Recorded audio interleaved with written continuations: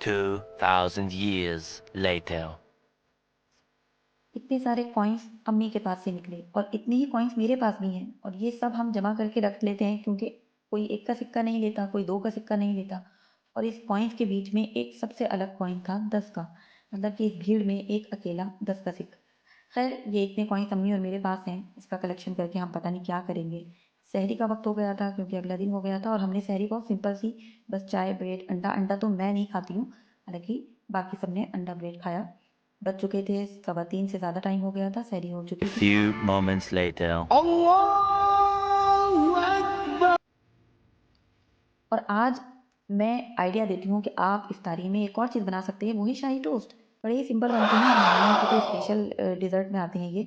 और इसके लिए कस्टर्ड पाउडर या आपके पास जो भी आप जिस भी चीज़ से क्रीम या रबड़ी बना सकते हैं, ड्राई फ्रूट्स चाहिए होते हैं और आप ब्रेड को हल्का सा फ्राई कर लें, वो कुरकुरे हो जाएं और बस इस तरह से ये कस्टर्ड बनाइए मिल्क में कस्टर्ड मिलाकर। और जितना भी आपको इसका जायका रखना है मीठा, उसमें ड्राई फ्रूट्स मैंने कट कर लिए थे, लेकिन मुझे लगा कि अरे पिस्ता भी डाल देते हैं भाई और अच्छा रहेगा। फिर हम इसको डेकोरेट कर रहे थे और ये मुझे डिस्ट्रीब्यूट भी करने थे। तो ये इस तरह से हमने थोड़े ज़्यादा ही बनाए थे और ये देखिए फाइनली हमारे शाही टोस्ट बन चुके हैं। इफ्तारी का ऑलमोस्ट टाइम हो चुका था, तो जो जो भी हम बना सकते थे हम वो थोड़ा बहुत अपनी इफ्तारी कर लेते हैं दस्तरखान के लिए।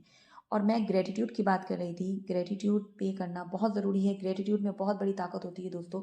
मैं अक्सर लोगों को देखती हूँ हमेशा परेशानी का रोना, गरीबी का रोना, तकलीफ़ का रोना। ये देखिए हमारी इसी बीच दस्तरखान पे इफ्तारी भी लग गई है।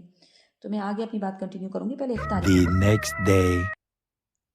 ये आप देखें पॉपकॉर्न बनाने की घर पर नाकाम कोशिश। मतलब इससे बेहतर तो बाहर से मैं 20 रुपए के पॉपकॉर्न ख़रीद के खा लेती। घर पर ये पैकेट लाए और इतना देर में इतना थोड़ा सा पॉपकॉर्न बना। और ये थोड़ा फ्रूट्स और थोड़ा कतली पापड़। यहाँ मेरी बहन फिर से एक्सपेरिमेंट करते हुए कुछ बना रही थी और यहाँ मैं पॉपकॉर्न में लगी हुई थी। टाइम हो गया, लेट हो गई, तब भी पॉपकॉर्न बनाने पे लगी पड़ी हूँ मैं।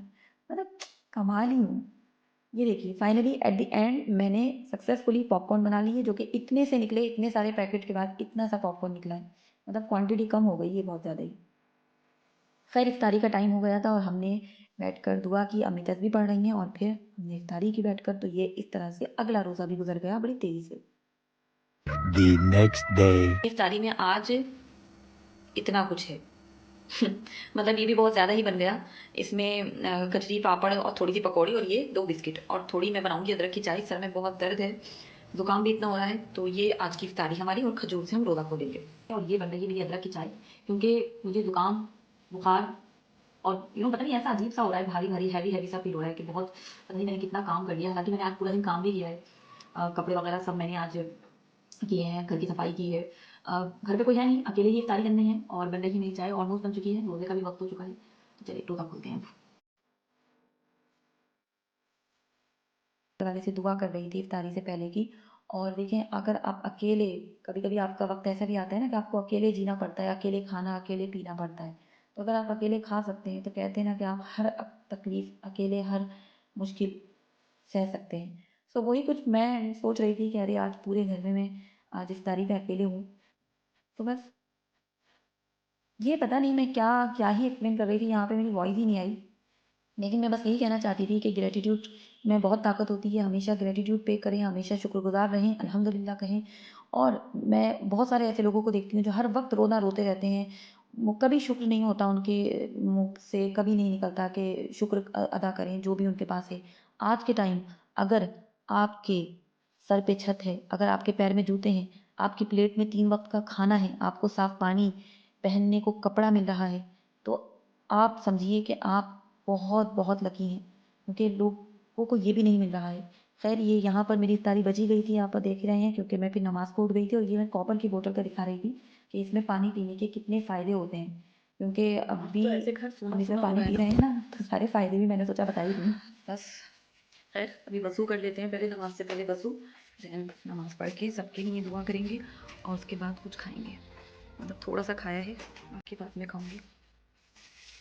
अच्छा, ये व्लॉग का ही एक हिस्सा है, क्योंकि फिर पूरे दिन में अभी तो रमज़ानों में कहीं ना जाना, ना आना, ना कोई मेरा लाइफ़ में इतना कोई हैपनिंग लाइफ़ है। तो जो भी कुछ होता है मैं कोशिश करती हूँ दिखाने की। बहुत सारे कई बार ऐसा होता है क्लिप्स शूट कर लेती हूँ और वो डालना ही भूल जाती हूँ। वो पीछे आगे-पीछे हो जाती हैं सारी। तो वो सीक्वेंस में लगाना, मतलब मैं इधर देख रही हूँ, इधर देख रही हूँ, इधर, इधर, इधर देखना चाहिए मुझे। तो ख़ैर चलें, वज़ू कर लें, उसके बाद बातें करेंगे। तो यहाँ मैंने अपनी नमाज़ पढ़ ली थी और मैंने सबके लिए दुआए खैर की, सबके लिए अच्छा सोचा, सबके लिए अच्छी दुआ की और आपसे भी उम्मीद करती हूँ कि मुझे भी आप अपनी दुआओं में याद रखेंगे। और मैं जो बात कह रही थी कि हमेशा शुक्र अदा करें, तो प्लास्टिक की बोतल्स में पानी रखना बंद करें और कॉपर कॉपर वाटर बॉटल इस्तेमाल करें। मैं कोई ऐड या कोई प्रमोशन या कुछ वो नहीं कर रही हूँ। बस ये मैंने देख रही थी, मैं पढ़ रही थी ये चीज़ें। हालाँकि मुझे पता है, लेकिन इस तरह से ये पूरा पैकिंग के ऊपर इस तरह से लिखा हुआ था, तो मैंने सोचा चलिए अपने प्यारे व्यूअर्स के साथ शेयर करते हैं। सो ख़ैर हम अभी तो यही पानी पी रहे हैं।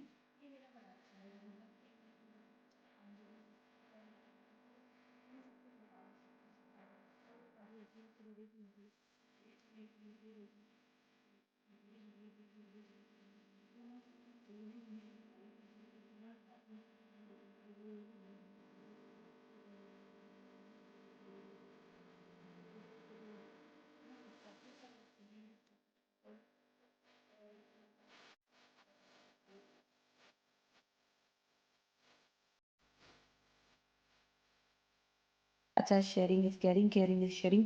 तो हमने शेयर करके ये चॉकलेट खाई, अपना और अपने पेरेंट्स का ख़्याल रखना।